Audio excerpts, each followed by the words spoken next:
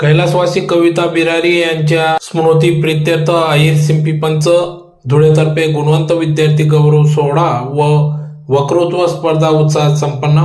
अहिर सिंपी पंच धुळे यांच्या वतीने स्वर्गीय कविता बिरारी यांच्या स्मृती प्रित्यर्थ शनिवारी आज दिनांक 2 ऑगस्ट 2026 रोजी सायंकाळी 4 वाजता गुणवंत विद्यार्थी गौरव सोहळा तसेच वक्तृत्व स्पर्धेचे आयोजन करण्यात आले होते। सिंपी समाजाच्या विद्यार्थ्यांमध्ये वाचन, संस्कृती, वैचारिक प्रगल्भता, प्रभावी वक्तृत्व आणि सामाजिक जाणीव विकसित व्हावी या उदात्त हेतूने आयोजित करण्यात आलेल्या या उपक्रमाला विद्यार्थी, पालक आणि समाज बांधवांचा उत्स्फूर्त प्रतिसाद दिसून आला। स्पर्धेमध्ये श्री संत नामदेव महाराज, छत्रपती शिवाजी महाराज, लोकमान्य बाळ गंगाधर टिळक यांचे जीवन कार्य, विचारधारा आणि राष्ट्र निर्मितीतील योगदान या विषयांवर विद्यार्थ्यांनी प्रभावी भाषणे सादर केली। स्पर्धकांनी ऐतिहासिक व्यक्तिमत्वाच्या कार्याचा अभ्यासपूर्ण आढावा घेत देशप्रेम, सामाजिक स्वाभिमान, कर्तव्य भावना आणि राष्ट्रसेवेचा संदेश आपल्या प्रभावी वक्तृत्वातून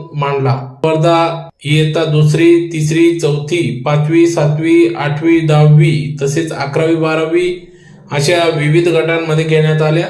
प्रत्येक गटातून प्रथम, द्वितीय, तृतीय क्रमांक पटकावणाऱ्या स्पर्धकांना रोख पारितोषिक देण्यात आले। त्याचबरोबर सन्मान चिन्ह आणि प्रमाणपत्र देऊन गौरवण्यात आले।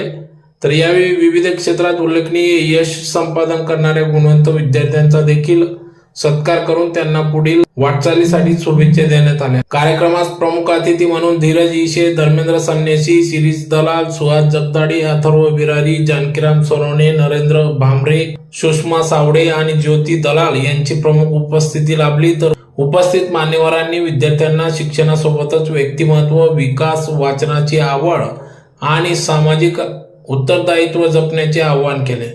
कार्यक्रम यशस्वी करण्यासाठी अहिर पंच अध्यक्ष रमेश शिरसाट, उपाध्यक्ष बालचंद्र भांडारकर, सचिव गणेश सोनवणे, सहसचिव प्रवीण जाधव, कार्याध्यक्ष नागेश सावळे तसेच सदस्य मनोहर गांगुर्डे, रवींद्र सिंपी, नरेंद्र वारुडे, राजेंद्र बागोल, श्याम जगताप, श्याम दलाल यांच्यासह सर्व पदाधिकारी कार्यकर्त्यांनी या कार्यक्रमासाठी अथक परिश्रम घेतला। तर या उपक्रमामुळे विद्यार्थ्यांना वक्तृत्व कौशल्य विकसित करण्याची संधी मिळालीच शिवाय इतिहासातील महान व्यक्तिमत्वाचे विचार आत्मसात करून समाज आणि राष्ट्रप्रती आपली बांधिलकी अधिक दृढ करण्याची प्रेरणा देखील मिळाली।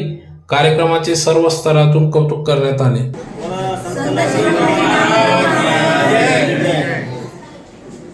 1956 मध्ये अस्तित्वात आले त्यावेळी लावलेले हे छोटेसे रोपटे आज मोठा कल्पवृक्ष असा तयार झालेला आहे। संस्था दरवर्षी विविध कार्यक्रम व उपक्रम राबवित असतो। त्याप्रमाणे आज आपण बक्षीस समारंभ व वक्तृत्व स्पर्धा यासाठी सर्वजण जमलो आहोत।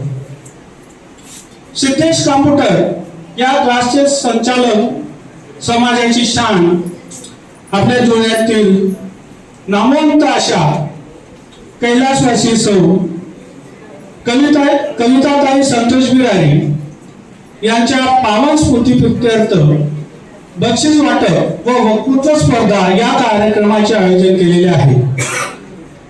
त्यांचा थोडक्यात परिचय मी या ठिकाणी करून देतो। 1996 मध्ये संगणक विषयाची पदवी घेऊन त्या धुळ्यात आल्या। धुळ्यात संगणक युगाची सुरुवात त्यांनी केली। धुळ्यातच त्यांचा श्री संतोष बिरारी भाऊंशी विवाह झाला। 1996 मध्ये त्यांनी आपले श्रीधन विकून आपली सिद्धेश कॉम्प्युटर संस्था सुरू केली। सुरुवातीस एक संगणक घेऊन त्यांनी आपली सुरुवात केली। एकत्र कुटुंब असल्यामुळे घरातील सर्व कामं संपवून त्यांनी संगणक केंद्रात आपली कामे करत असत। सुरुवातीस 6 महिने कोणताही विद्यार्थी त्यांच्याकडे आला नाही, तरी त्यांनी आपली जिद्द सोडली नाही। एक्झिबिशन या ठिकाणी स्टॉल लावून स्वतः त्या ठिकाणी थांबले आणि ते स्वतः माहिती देत असत। पहिले काम त्यांना मिळाले डेटाबेस बनवायचे. त्यांनी 48 तास न झोपता ते काम पूर्ण केले. मग हळूहळू क्लासला मुले येऊ लागली. त्यांना ते स्वतः शिकवत असे. 1996 मध्ये लावलेले रोपटे 2005 मध्ये वाढले. त्यावेळेस त्यांच्या पतीस नोकरी सोडण्यास भाग पाडले आणि आपल्या स्वतःच्या उद्योगामध्ये व्यवसायामध्ये त्यांना सामील करून घेतले. मग बघता बघता इतर राज्य गाव अशा अनेक ठिकाणी त्यांनी शाखा सुरू केल्या. 2010 मध्ये सुरत, अहमदाबाद, बडोदा, इंदोर, जळगाव, धुळे अशा एकूण 9 शाखा वाढवल्या. ओडिशा सरकारची मोठी जबाबदारी त्यांच्यावर आली व त्यांनी पूर्ण केली. पुण्यात मीटिंग साठी जाणे, जळगाव विद्यापीठात मार्गदर्शनासाठी मीटिंग साठी जाणे, दुर्गम भागामध्ये जाऊन त्यांच्या केंद्राची तपासणी करणे, अधिकाऱ्यांशी भेटणे, हे सर्व ते काम स्वतः करत असत. पतीची कोणतीही मदत नसताना घरातील सर्व कामं सांभाळून एकत्र कुटुंबात राहून एका संगणकापासून सुरुवात करून बघता बघता 200 संगणकापर्यंत त्यांची मजल गेली. 1 लाखाहून जास्त विद्यार्थी त्यांनी घडवले. हा प्रवास फक्त कैलासवासी सौ कविताताई करू शकत होत्या.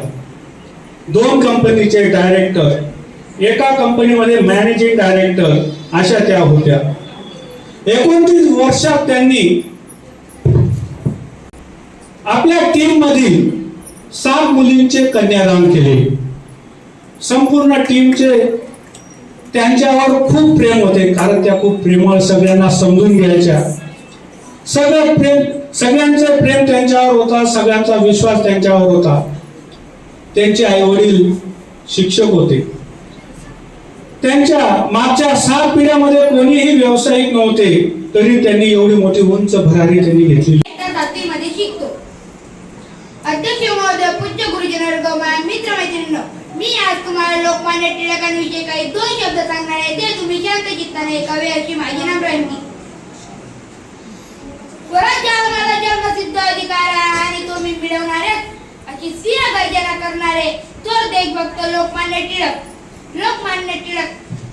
जेव्हा जेव्हा या पृथ्वीवर अन्याय व अत्याचार वाढत जातो, तेव्हा जेव्हा त्याला दूर करण्यासाठी एक ना एक महामानव या पृथ्वीवर अवश्य जन्म घेत असतो.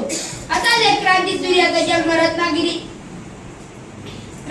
जिल्ह्यातील चिखली या गावातील गंगाधर पंतांच्या घरी बाळ म्हणून जन्माला आला.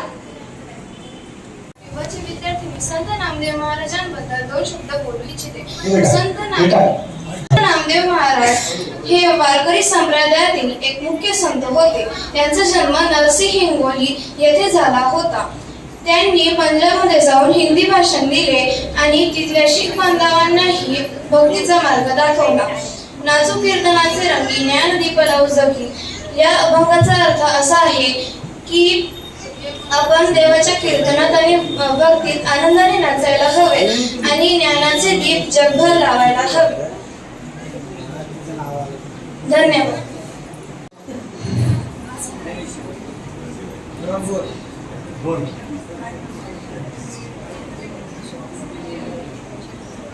इथे बसलेला सर्वांचा माझा नमस्कार.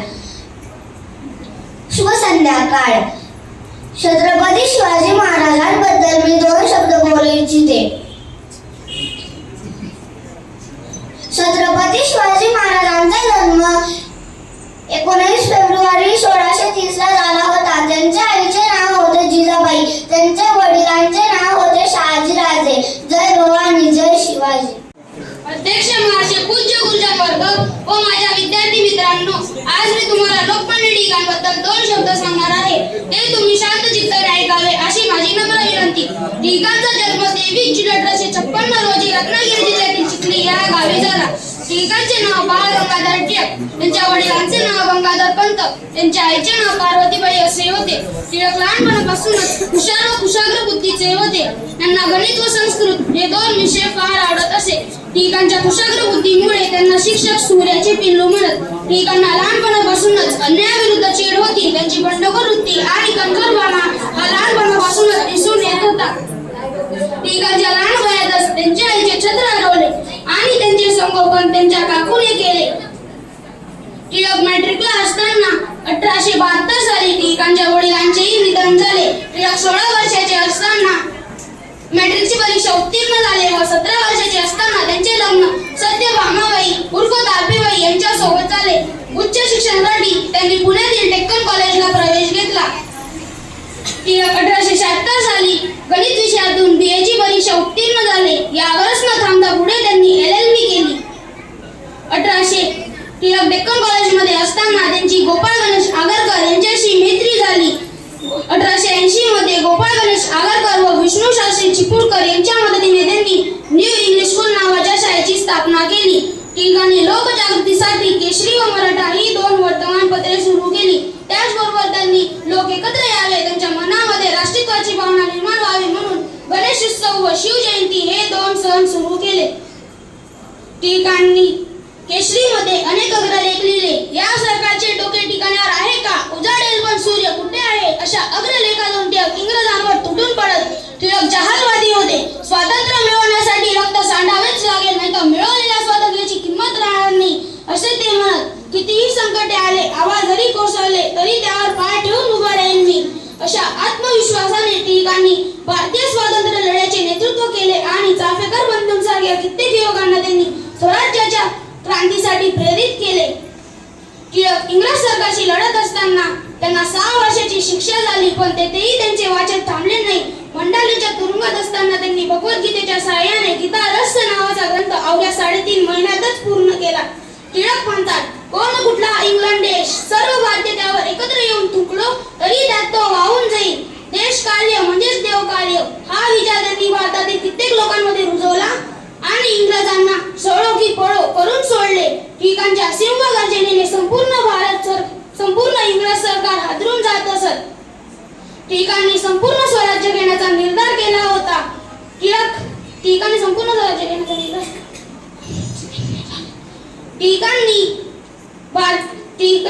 टिळकांना ब्रिटिश सरकारने भारतीय असंतोषाचे जनक म्हणून ओळखले. तसेच देशकार्य आणि लेखन काम करत असताना त्यांना स्वराज्य विषयाची तळमळ कायम होती. स्वराज्य आम्हाला जन्मसिद्ध हक्क आहे आणि तो मी मिळवणारच असे सिंहगर्जना करणारे लोकमान्य टिळक आपल्याला 1 ऑगस्ट 1920 रोजी सोडून गेले. शेवटी जाता जाता एवढेच म्हणतो की असा मोहरा कधी न झाला पुढे न होणार, असा मोहरा कधी न झाला पुढे न होणार, बाळ टिळक हे नाव साऱ्या जगात गरजत राहणार. एवढे म्हणून 2 शब्द. My name is Vidhi Dinesh Medkar. I am going to give speech on Chhatrapati Shivaji Maharaj. Shivaji Maharaj was born on 19 February 1630 at Shivneri Fort in Maharashtra. His father's name was Shivaji Raje Bhosle and his mother's name was Jijabai. His mother taught him good values, bravery and love for his country from a young age. Shivaji Maharaj was brave, intelligent and kind. His dream built a kingdom where people could live safely and peacefully. He dreamed of a kingdom where people could live safely and peacefully.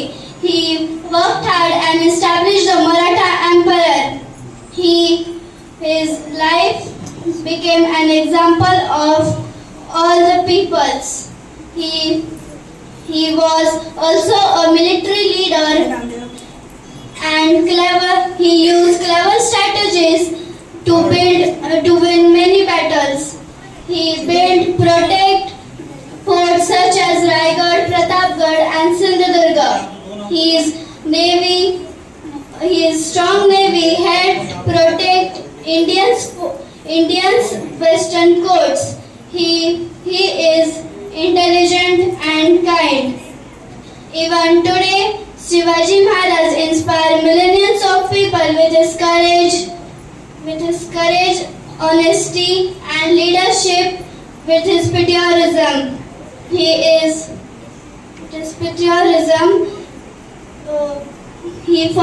We should follow his ideals in our daily lives. Let us take inspiration of Chhatrapati Shivaji Maharaj and follow his commands in our daily lives. Thank you. खूप छान madam. बद्दल 2-3 शब्द सांगणार आहे. ते तुम्ही शांत चित्तेने ऐकावे ही माझी नम्र विनंती. लोकमान्य टिळकांचे संपूर्ण नाव बाळ गंगाधर टिळक असे होते. त्यांचा जन्म 23 जुलै 1856 रोजी रत्नागिरी जिल्ह्यातील दापोली तालुक्यातील चिखली या गावी झाला. त्यांच्या आईचे नाव पार्वतीबाई व वडिलांचे नाव गंगाधर पंत असे होते. त्यांनी 1876 मध्ये LL.B. प्रथम श्रेणीत उत्तीर्ण केले. लोकमान्य टिळकांनी 1880 मध्ये पुणे येथे न्यू इंग्लिश स्कूलची स्थापना केली. इसवी सन 1881 मध्ये जनजागृतीसाठी केसरी व मराठा ही 2 वृत्तपत्रे प्रसिद्ध सुरू केले. लोकांमध्ये एकीची भावना निर्माण करण्यासाठी टिळकांनी सार्वजनिक गणपती उत्सव व शिवजयंती उत्सव सुरू केले. एक मिनिट. हो भाऊ. जय नामदेव. अहिर शिंपी पंच संस्थेचा उपाध्यक्ष भालचंद्र भांडारकर.